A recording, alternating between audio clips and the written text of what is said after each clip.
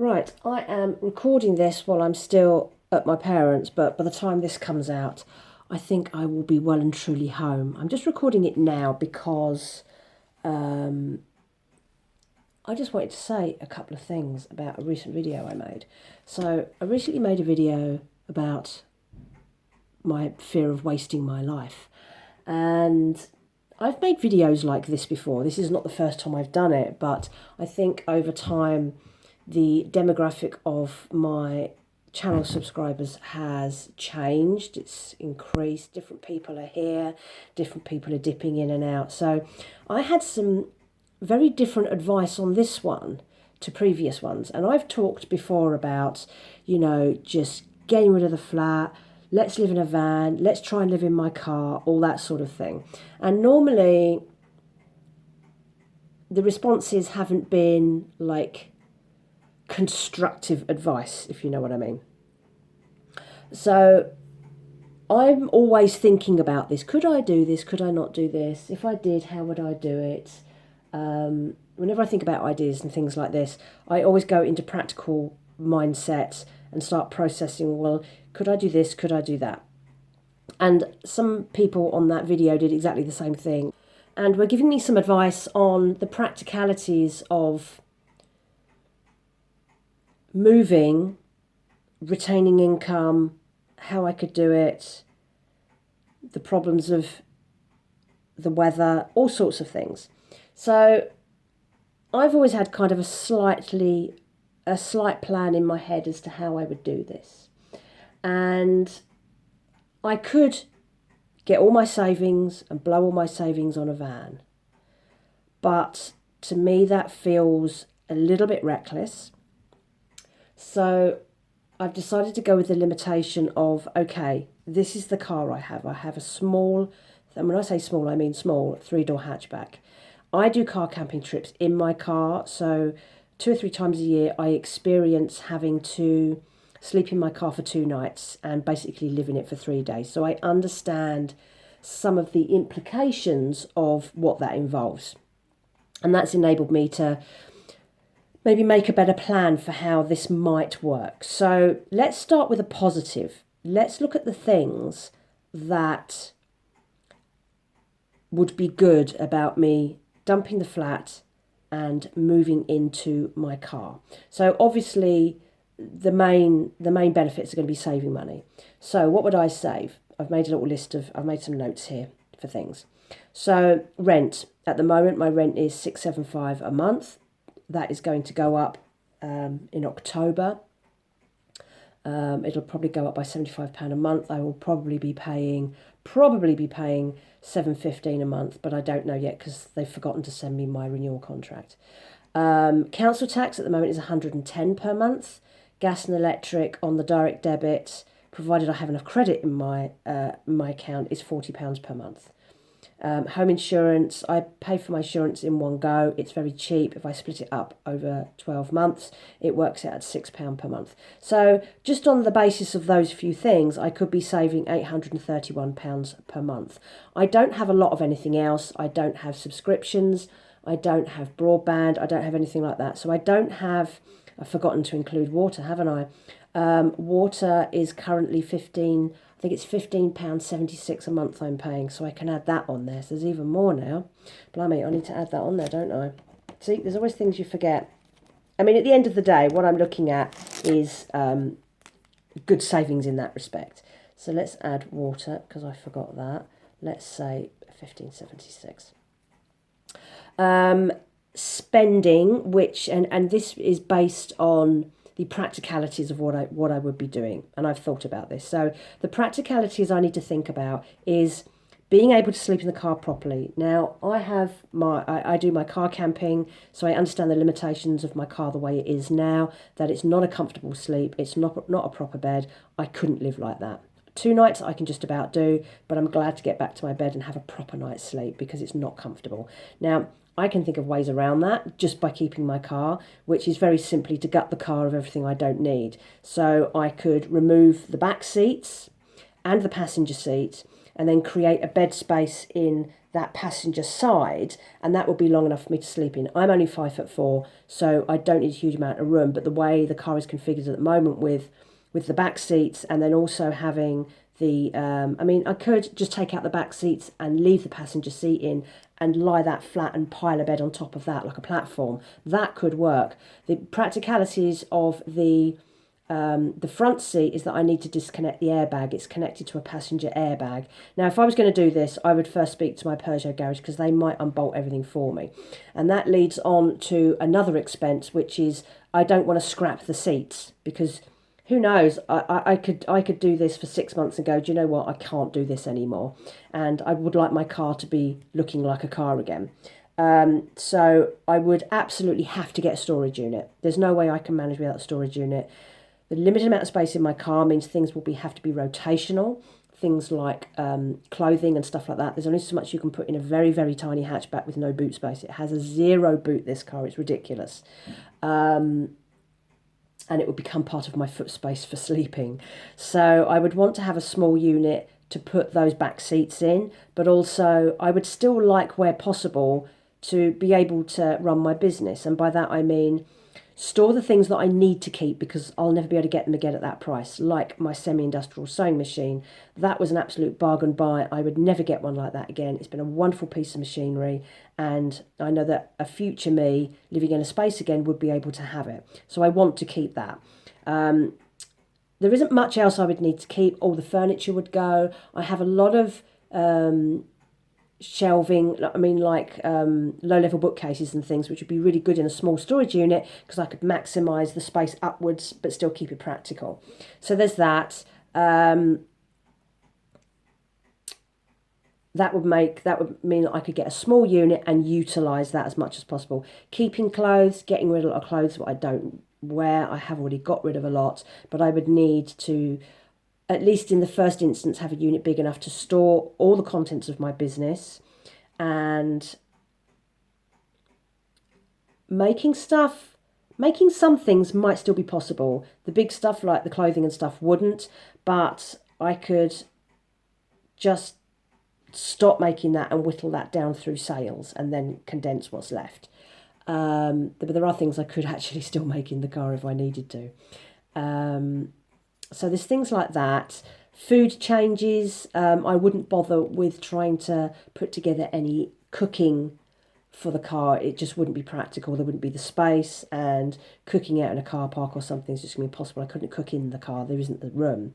But with the way I eat at the moment, I could manage still having discount food, and you could get enough of a good spread of healthy discount food to eat. Like all your salad stuff you can get on discount. The chilled counter would have all the pasta salads, the cold meats and things like that. You can survive without cooked food. You can live on, picnic style food as long as it's healthy. As long as you're not just living on crisps and biscuits, you'd be fine. So I could still do that, and then I wouldn't have to worry about food storage because I wouldn't be able to put a fridge or a freezer or have cooking or anything like that. But I could do that, and I don't have a problem with that. And with all the money that I'm saving on rent and council tax and all those things, you could afford to go to a budget restaurant and have a cooked meal every week. It wouldn't be a big deal. So there's that. Another consideration is things like this. YouTube. How am I going to be able to edit my videos? Well, you don't have to buy a big power pack to run things in your car. There's a thing called an inverter, and you plug it into the cigarette lighter in the same way that I charge my phones now. But on the other end, it converts from like a USB strength wattage for a mobile phone up to the 240 to plug in a laptop. And on the other end, where the opposite end to where it plugs in, it's got proper 3-pin plug. So you can charge your laptop from a car with a very small piece of kit that's about that big. I only recently discovered this, and I've looked into it, and it looks like a real thing. So I found a video on YouTube, and I've also looked on eBay, and you can get them for UK plugs. So that would solve that problem entirely. No big deal there. Things like washing. Now, for things like laundry, around where I am now, a lot of the supermarkets have these big double-sized washing machines. They're called WashMe, and they're positioned everywhere. I see loads of people using them, and you can shove all your washing in one go, get it all done, come back in an hour, stick it in the dry cleaning section, the dryer section, and it comes out dry. And it's not that expensive, but if you were, say, hoarding all your laundry for, say, a month, and then you did it in one big bag, that's over time. If you think about the cost of laundry detergents, your washing machine, the water, the electricity, it probably doesn't work out much different. And then I could just do all the washing in one go and then sort out the clothes at the storage unit, take stuff with me, and then regularly go back. Now, the other thing, of course, is washing me, because, you still want to have showers and stuff. Now, my response to that was very similar to a lot of other van lifers and car lifers that I know, which is to get a gym membership.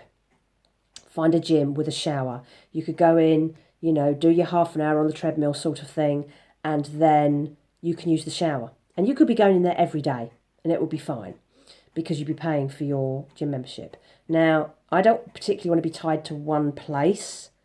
That's going to be kind of tricky, because obviously I have a storage unit. But in terms of being able to wash, you can, depending on your gym, if you get a chain gym, like I would probably use Pure Gym, you can get a subscription which gives you access to all the gyms. And then wherever you were, you could find the nearest one with a shower, and then you'd have a shower. Now, the price for the network, what they call it the network gym, which means you get access to all of them, is $28.99 a month, which is still considerably cheaper than all the things that I've saved. So I would do that. That works really well. And I think temporarily that's as far as I've thought for the moment. I know there are other practicalities, like how the hell are you going to live in your car in winter? Now, of course, I have slight backup plans in that I can come down to my parents and stay. And I have briefly mentioned my pipe dream of living in a car or a van, and it wasn't met with with enthusiasm, because my parents have never been camping, have no interest in camping, have never been in a caravan, and would never dream of doing something like that. That's not their kind of thing. But they sort of know that it's in the back of my mind. So I could come here. They wouldn't mind that. I could come here for the worst of the weather and hunker down, that sort of thing. That wouldn't be a problem. In terms of work, so a lot of my work is transient. A lot of my income comes from savings interest and taking surveys and things like that. So that can go with me wherever I go. The main work at the moment that is basically paying for the things that I wouldn't have to pay for if I didn't live in a flat is the cleaning work. Now, I could get that cleaning work anywhere, because you can join agencies anywhere and everywhere. But it might be as well, if I decided to do this, to stay up in my local area, keep carrying on as normal, so still doing my cleaning jobs every week, have the storage unit in or around that area, and keep the extra income coming in and stashing it away, because I won't be spending it, because I wouldn't have rent, council tax, water, gas, electric, home insurance, etc., etc. And then I could bank that money up for in case I want, when I want to get a bigger car, or maybe a van, or maybe move back into a property and I need to have, deposit and all that sort of thing. So you could very quickly, if I'm saving £831 a month on all these things, you could very quickly start to build up a new fund for that, specifically for that purpose. So that's as far as my brain has got, but it actually feels to me like a pretty sound plan.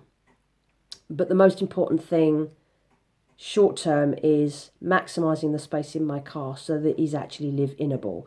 And I think that taking out the seats in the car that I don't need, the back seats really restrict how much legroom I can have in terms of sleeping. If I could take out the back seats, I have enough room to stretch out properly, which is the problem that I have.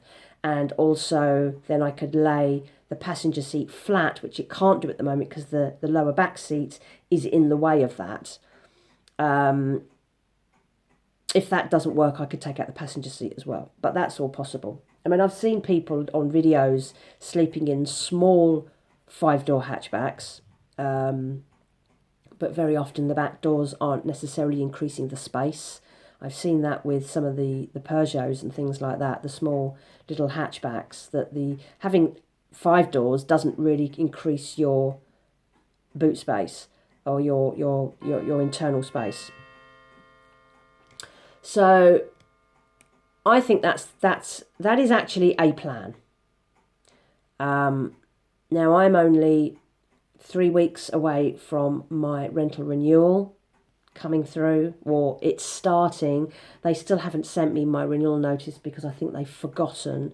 And I've already posted up a video asking what I should do about that. It hasn't, at the time of me recording this, it hasn't actually published, so I don't know what the responses are going to be. But I am obviously going to contact them before the end of the tenancy to say, why the hell haven't you sent me a new tenancy? And I'll know why it isn't. It's because they're disorganised and stupid. That's basically what it is. And that hasn't changed over the last 7.5 years I've been with them. But if I can get that renewal, that gives me a year to properly plan for this. Now, this may not happen. I have thought about this several times and almost felt several times like I was actually going to do it, and I haven't. But I'm so bored of renting. I am bored of putting money into other people's pockets. I have absolutely no ability to buy a property at all. That is not going to happen ever in my lifetime. So I'm not even going to think about that. You know, I could do short-term in-house shares, but I don't do very well in living spaces with other people.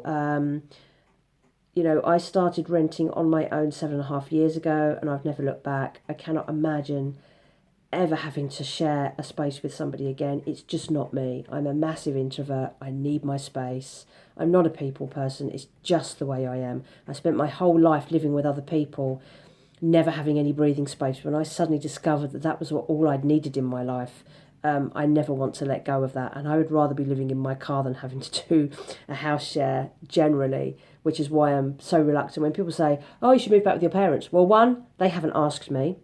And that's because certainly my dad wouldn't want me to. We know that we have a limited amount of resistance against each other before we start to get in each other's nerves. 2 weeks is the max. That's all we can do. And it's not bad. It's just that we start to get on each other's nerves a bit because I think we're both quite similar. And between the three of us, we have very, very different politics, which is problematic, and very different lifestyles, which, you know, it's not sufferable. It's not a problem.